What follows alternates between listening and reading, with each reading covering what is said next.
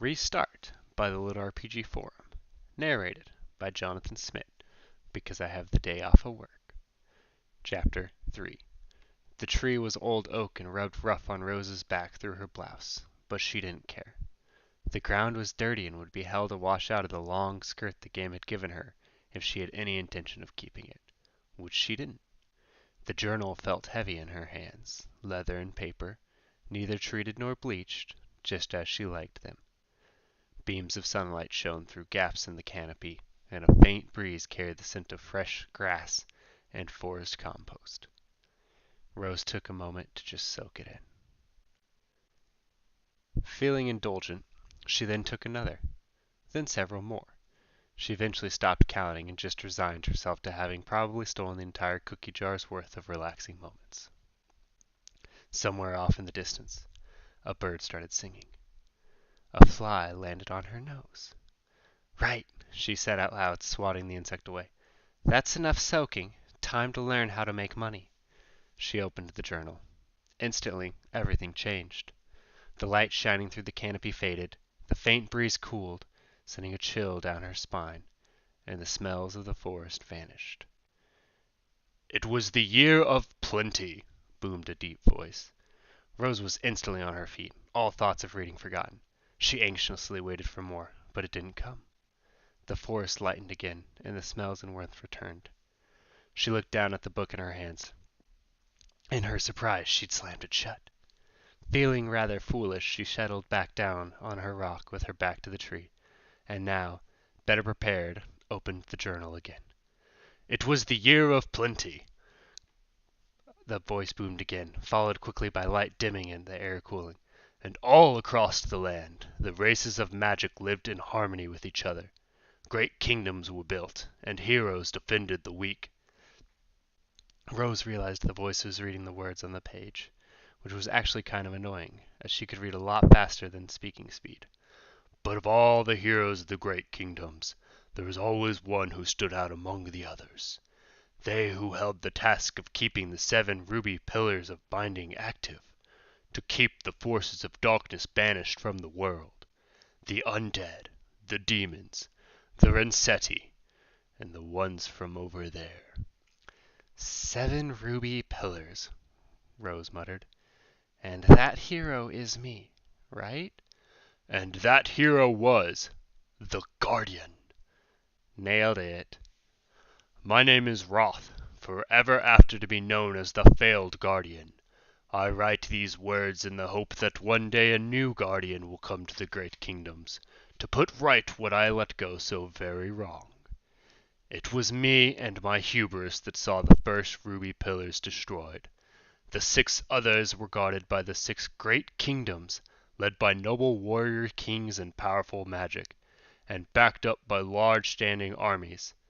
The first ruby pillar, though, was guarded only by myself in my tower. This was a mistake." "You think?"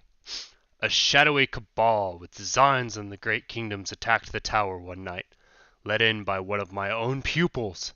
I fought with all my years of training and experience, but I was no match against an army. The pillar was shattered and a wave of dark magic pulsed across the world. It was all downhill from there. I tried to stem the tide, but fresh from their home plains, the Dark Ones were strong. One after another, the kingdoms fell, and soon all the pillars had cracked, leaving the world a husk of its former self." "Okay, so big evil stuff happens, and now the world is evil. How do I fight against evil if evil has already won?" "Hope is now gone for me, but I swear one day it will rekindle. 500 years from now the darkness will weaken.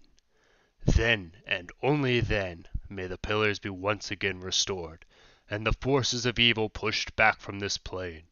I pledge you, new Guardian, if you are reading this, restore the ruby pillar at the top of my tower.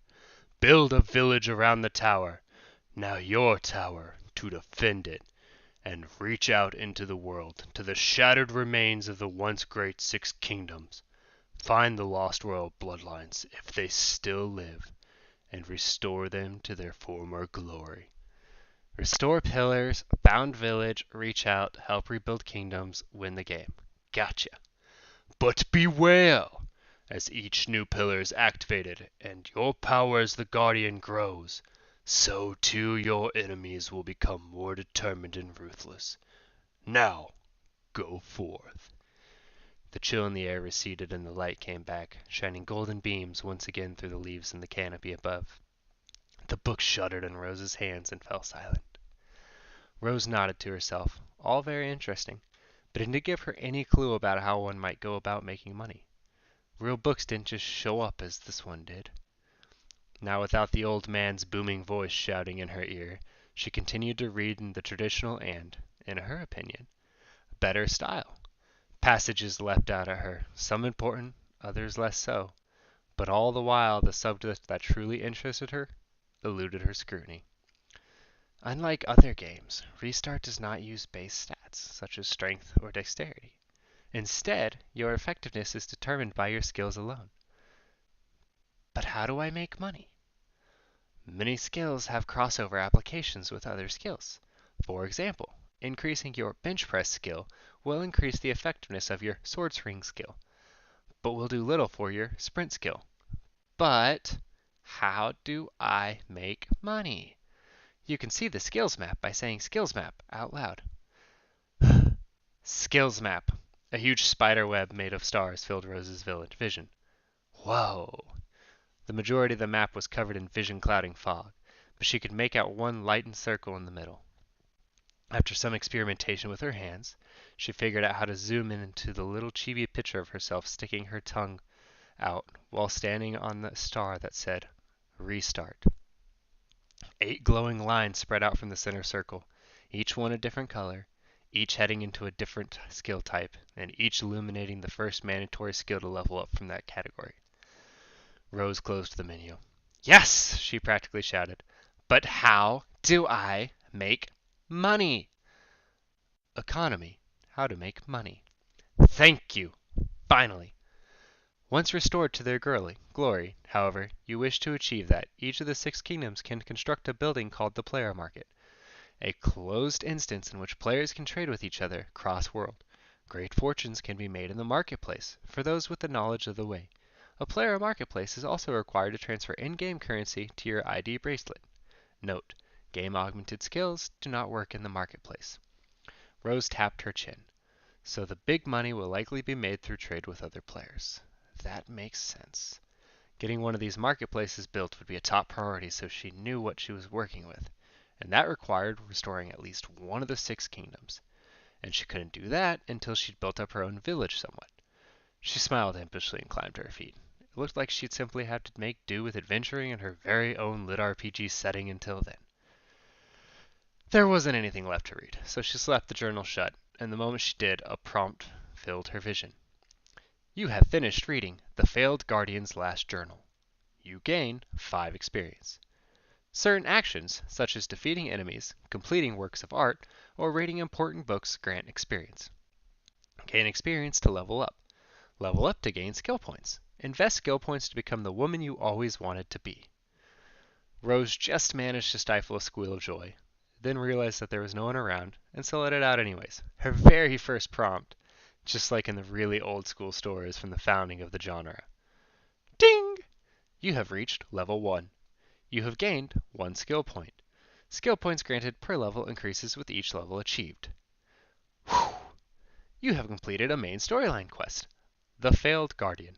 Discover what the Guardian is, what the world now expects of you. What you do from here, though, is up to you. You gain 5 experience. Quest reward. Old skill book. Main storyline quests are not shown in advance and do not appear in the quest log. You must follow your heart, mind, or soul to discover them, and will only understand the consequences of your choices after the fact. The world is not black and white, but only shades of gray. Whew! A new quest has been added to your quest journal. Time to skill up. Use the skill book to improve one skill of your choice. To access your quest journal, say quest journal out loud. Quest reward, 5 experience and a little something extra. Prompt after prompt filled Rose's vision. She read them all quickly, then stared down at the grass in front of her where another old book had materialized out of thin air and dropped to the ground with a quiet thunk. Grinning from ear to ear, she snatched it up. Suddenly, the world went weird. There was a terrible feeling of wrongness, like waking up to the sensation of falling, only to realize you're still in bed. Rose clutched at her chest. Breathing had suddenly jumped up by 100%, and stared as the last prompt. Some of the words had jumbled themselves up to a mess of incomprehensible. Now it read words. Whew. A new been to your time to skill up. Use the to improve one skill of your choice. To access your say quest journal out. A bug? Rose asked, incredulous. Oh, please don't tell me I'm about to get trapped in the game. Or slowly lose my mind as an NPC, she smirked. Or maybe I'll get some awesome OP ability. That'd be nice. She opened the book and stared at it, then cursed. Old book. -1 to any skill of your choosing. Most of the book text was unreadable, but the one line that was clear made it obvious that her word was worse than useless. -1 to any skill? Rose all but shouted into the crisp, beautiful forest air. -1? She tried to throw the book away, but another prompt appeared, along with the book, back in her rather pissed-off hands. Whew! Quests in the tutorial cannot be abandoned. You must complete these quests to complete the tutorial. The tutorial will complete once the first ruby pillar has been reactivated. Son of a bitch! Still cursing under her breath, Rose brought up the skill map again, in all its starlit glory. Okay, she muttered under her breath. So which of these is the least useful skill? There were 8 available, each one the first stepping stone into one of the 8 skill categories. Physical combat, magic, diplomacy, trade, culture, crafting, subtlety, and love. The 8 skills she could access for each of the categories were punch, magic arrow, lie, haggle, sing, knit, sense direction, and flirt. She also saw she could invest as many skill points into each skill as she wanted, to increase its effectiveness, although presumably there were some theoretical caps. Rose paced up and down the tree line, looking at each option in turn, carefully weighing just how much she didn't care. In the end, it came down to a photo finish between flirting and knitting, both skills she could easily do without. In the end, knitting carried the day, in part because she was kind of interested in crafting and wanted to see what else lay ahead in that skill tree, just not in knitting. Still feeling annoyed at the game for forcing her to make this stupid choice, she pressed her hand on the book and selected knitting. Her brain exploded. Not literally, of course, but it certainly felt that way. It felt like 100 angry buffalo had decided to go on a stampede down Corpus Callosum Canyon, or 1,000 hungry armadillos had mistaken her partial lobe for a sandpit made of sugar-coated worms. She knelt there, panting on the wet grass on her hands and knees, her skirt now very much in need of the wash that she had no intention of giving it. Eventually, her mind stopped feeling like 10,000 resident male ants had all simultaneously spotted their queen metaphorically heading off to the shower with a suggestive look over her shoulder, and was able to process what the hell had just happened. Ding! Congratulations, you have reached level 999 in knitting. High above the forest treetops, birds took flight in startled alarm at the cry of rage and frustration pouring out from below them. A griffin, perched on a craggy mountainside, many miles away, started and settled down protectively on her eggs, and a party of goblins, hunting deer by a faraway stream, all went prone as the fearsome predator's howl of anguish sounded across the land, warning all who heard it that something they did not want to meet was having a very, very bad day. Why? Rose screamed, thumping the now lifeless book with her small fists. Why? Why? Why? She could have been the most badass magic missile-wielding mage the world would ever see. She could have been the most masterful liar or legendary haggler. Hell, even being a mythic flirt would have been better. Dreamscape glitches like that were the stuff of whispered legend. She would never see another like it in her entire life, and she'd wasted it on fucking knitting. Are you actually fucking kidding me? Whoosh! You have completed a quest. Time to skill up. Use the skill book to improve one skill of your choice. You gain 5 XP. You have started down the path of the craftsman. Here's a little something to get you started. Quest reward, 2 times steel knitting needle. Ding! You have found 2 times steel knitting needles. Quality, common, sharp, but nothing special. Damage type, piercing. Base damage, 1 to 2. Example skills which make use of this item: thrust, stab, knit. The 2 knitting needles clattered down on the ground in front of Rose's dropped head. Still on her hands and knees, her hair spreading out over all the ground, now at risk of getting just as dirty as her clothes. Rose allowed herself to wallow in despair for opportunities missed for another 5 minutes before raising her head, climbing to one knee and grabbing both needles like they were 3 months behind on their rent. She then climbed to her feet the rest of the way and held the knitting needles at her sides as though they were twin rapiers. Right, she declared to the empty clearing. Utterly stupid skills aside, what now? As if in answer to a question, 3 more prompts filled her vision, one after another. Whoosh! A new side quest has been added to your quest journal. Setting up base. Clear the Guardian's Tower of enemies and reactivate the first ruby pillar. Rewards, 10 XP, 1 skill book, village tools unlocked. Whoosh! A new quest has been added to your quest journal. Adventures are more fun with friends. Find a friend to help you found your village. Rewards, 10 XP, plus 1 skill book, plus followers tools unlocked. Whoosh! A new quest has been added to your quest journal. Investigate your domain. Find all the border stones that mark the domain of the Guardian's Tower. Rewards, 10 XP, 1 skill book, map unlocked. Rose put a finger on her chin. Well, right now, I do feel a serious need to stab something. So let's clear the tower. It's going to be. Restart. The imp of the first floor polished his dagger in anticipation of the final showdown. He wasn't anticipating much, however. The Guardian's Tower had been in the hands of his master for nearly 500 years, and there hadn't been a final showdown yet. And since there wasn't a good reason why the final showdown had to be this afternoon, after he'd finished polishing his dagger, he waddled over to the little kitchen and cut himself a slice of homemade fruit cake. The trees around the tower were so abundant at this time of year. As if to taunt him, an alarm went off as the front door creaked open. "Warning!" boomed a loud voice. "You have entered the Guardian's Tower. You have 10 minutes before reinforcements are summoned." The imp cursed, snatched at his dagger, and turned, plate still in his hand. He found himself face to face, not with some great warrior, but rather with a lanky-looking human female. She had long hair the color of mud and a rather angular face, although his brother upstairs would probably say that her nose more than made up for it, a perfect button shape, very feminine. And her eyes were like gimlets. She was also wielding 2 pointed sticks of metal, which his rather limited knowledge of humanity identified as cloth-making tools. He gave her an indulgent smile. Human female walked into the wrong door, eh? Easy mistake. Many doors around here. He laughed at his own joke. Perhaps she would like cake? The woman looked cautiously at the cake while advancing towards him. Is it poisoned? Poisoned? Yes. The human female is wise to ask. High in sugar, fat, sodium, and primary allergens, all highly processed and quite lethal in high quantities over many years. Obesity, heart failure, diabetes, and many more. The imp took a large bite out of the cake, swallowed, and sighed in utter bliss. So good. He was in such bliss, in fact, that he didn't spot the 2 knitting needles coming straight for his head until it was too late. Restart. Critical hit times 2. You hit imp for 8 damage. Imp dies. You gain 2 XP. Critical hits occur when you strike an enemy in vulnerable locations. Improving attack skills make landing these hits more reliable.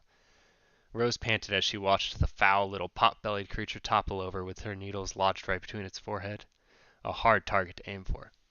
The cake-filled plate crashed onto the floor, along with several coins, which she happily scooped up. You have found 2 copper coins. Not waiting around to expect anything else, she bolted over to the spiral stone staircase that circled the tower's edge and started to climb. The quest text hadn't said anything about being on a timer. Damn it, if she'd known, she'd have prepared a bit more thoroughly.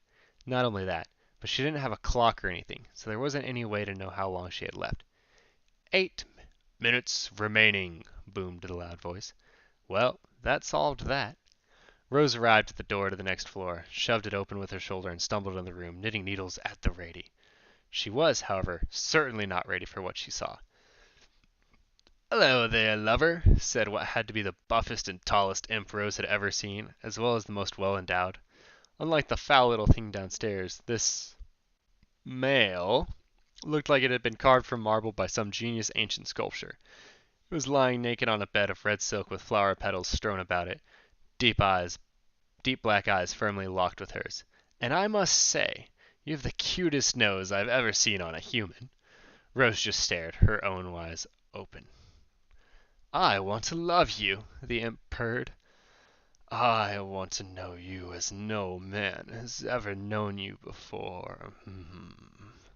I want to take you." That was enough to break Rose from her spell. Several quick steps to the bed and several vicious strikes later had the imp screaming in pain. Loverboy hadn't even been armed. Critical hit times 2. You hit the imp for 6 damage. Critical hit times 2. You hit the imp for 6 damage. Imp dies. You gain 2 XP. Hitting the vulnerable spots this time had not been hard at all, and by the time she was done, neither was the vulnerable spot. "You have found 2 copper pieces." Again, Rose bolted for the stairs. 7 minutes remaining, boomed the voice. She was making good time, at least. Another shoulder smash into the next door found her stumbling into a room much different from the one below. While the room below had been like some playboy's medieval room, this room looked like it had been cut from some medieval banker's office. The imp in the middle of the room gave Rose an unimpressed once-over. He was wearing black robes, embodied with gold, and again, Rose couldn't spot a weapon. "A pleasure to meet you, miss." The question hung in the air. "Rose." "Miss Rose. What a delightful name." Rose was already halfway to the imp, knitting needles firmly in hand, when it threw up an urgent hand. "I can tell you more about the player markets." Rose stilled. Was this a trick? How did he know what she wanted to know? Come to think of that. "How do you know about the player markets?" she asked. "You're an NPC. A demon. Cannon fodder in the tutorial zone." The robed imp chuckled. "We travel across all worlds, Miss Rose. Some worlds we lose in, true, but in others we win." He licked his lips. "We will win in yours, I believe." That gave Rose pause to think. The idea that all the demons and other evil forces that fought over the player worlds were all in connection with one another was actually a rather unsettling thought. She raised her knitting needles. "I can give you information," the imp said, quickly raising its other hand so that both were raised in supplication. "But I will require a trade." "Your life in exchange?" Rose quickly said. The imp licked its lips. "As it so happens, that is exactly what I was going to propose. I'm so glad we're on the same wavelength, so to speak." "Go on." "During the early times, the first player guardians bought and sold everything in the markets, but it quickly became obvious that the most common resources the guardians could always find in their own worlds: wood, stone, metals, etc.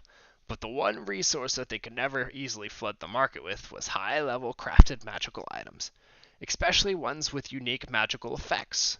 These items require very high skill levels in both magic and crafting, so most players will never reach the levels required to make them, and are willing to trade huge quantities to get them." Rose nodded. It was valuable information. "Is that all?" The imp nodded. Rose lowered her needles and pointed to the door. "Then leave." The imp walked behind her, and Rose realized her mistake a split second too late. A split second before a blinding pain stabbed her in the back. "Fool!" the imp snarled. "Did you really think I would trade so easily like that with the Guardian? Greed is your downfall!" Pained, screaming, Rose flailed wildly, trying to dislodge the evil creature where it had what felt like a dagger shoved right in between one of her shoulder blades. One particularly wild swing threw it across the room, and another desperate reach around and yank found her with a cruel-looking weapon in hand, red blood dripping from the blade. The game might not have pain levels the same as the real world, but it still hurt like the dickens. Imp crits you for 9 damage. You are low on health. The imp was already back on its feet and bouncing from foot to foot like a boxer. Another dagger had already found its way into its hands, slipping out from the depths of its robes. Rose darted forward with all elegance one could expect from a lanky nerd. It did the job, though.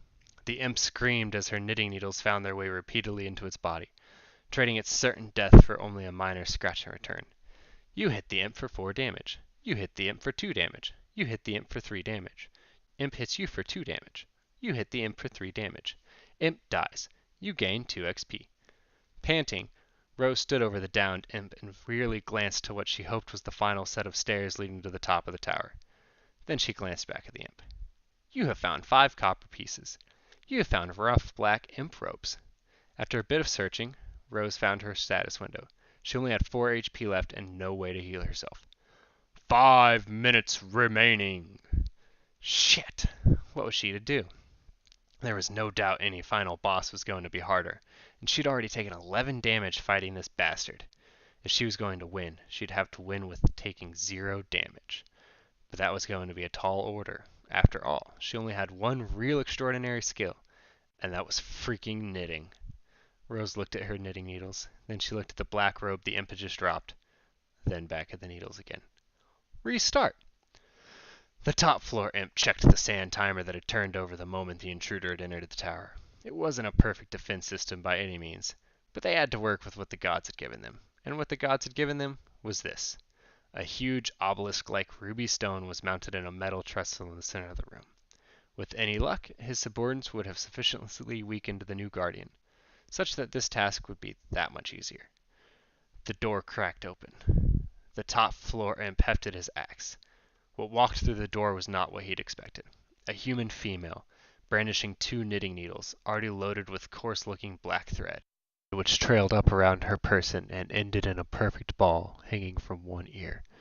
Anger pooled in his gut. Is this a joke? He roared. The woman edged closer. I am not a joking kind of person. The imp snarled. Then I have nothing to say to you. And he lunged. He did not expect the needles to jab at him as if possessed by one of the greater demons.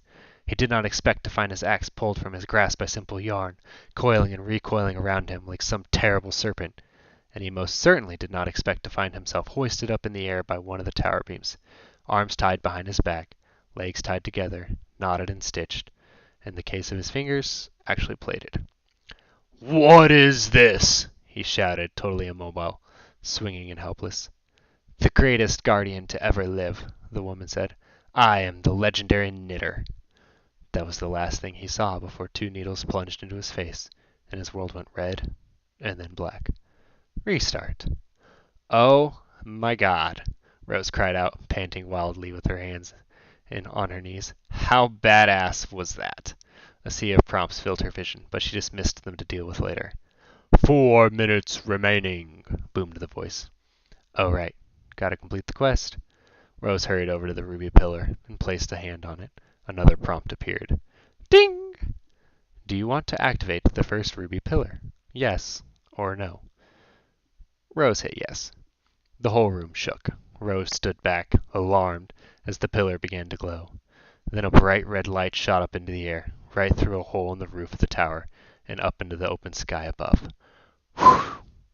You have completed a quest. Setting up base. Clear the Guardian's Tower of enemies and reactivate the first ruby pillar. Rewards: 10 experience, 1 skill book, village tools unlocked.